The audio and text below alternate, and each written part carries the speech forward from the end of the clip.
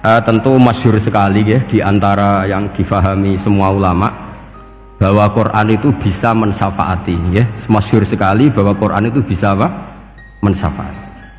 Bahkan syafaatnya Quran itu bedanya dengan syafaatnya Nabi adalah syafaatul Quran ini menghalau atau menghadang orang biar gak sampai kena azab. Tapi kalau syafaatnya selain Quran itu yang sudah kena azab diambil dari azab itu.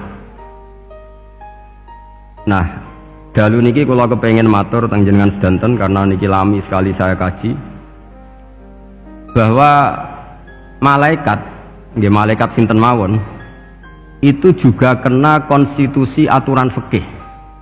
Jadi kalau kita sebagai manusia wajib menghormati orang hafal Quran, nggak boleh nyadui wong hafal Quran, nggak boleh ngidoni wong hafal Quran, maka malaikat juga kena aturan yang sama.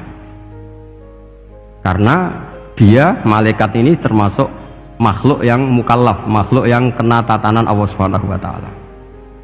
Sehingga Rasulullah SAW dawuh surat Tabarok disebut Al-Munjiyah, Al-Waqiyah, surat yang bisa menyelamatkan yang hafal dari siksa kubur.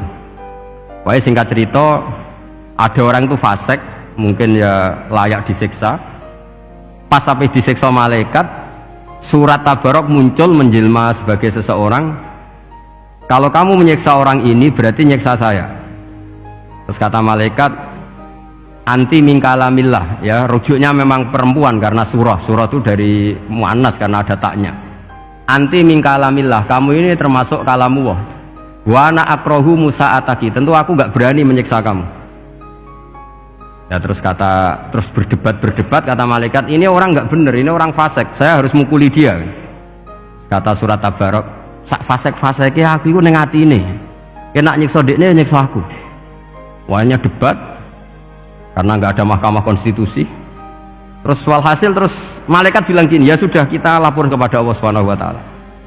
Lapor, akhirnya surat Tabarok ini cerita ke Allah, ya Allah, ini orang setiap kali datang ke saya dari sekian surat-surat yang ada di Quran, orang ini milih saya, yang dipelajari ya saya, yang dihafalkan juga saya. Ini kata surat Tabarok kepada Allah. Jika orang ini hafal saya tidak ngefek ke dia untuk tidak disiksa, maka mendingan saya tidak termasuk kitabika, saya tidak termasuk Quran saja. Wong jadi Quran orang iso nyafaati. Terus kata Allah, lho kowe kok emosi, kata Allah. Ya harus emosi dong Gusti, masa sudah di Quran kok gak iso nyafaati sing apal. Terus kata Allah, wis aman.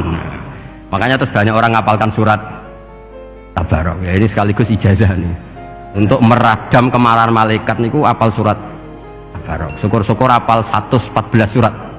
Oh niku malaikat sinten mawon pun kena ini. Cukup apal Tabarok.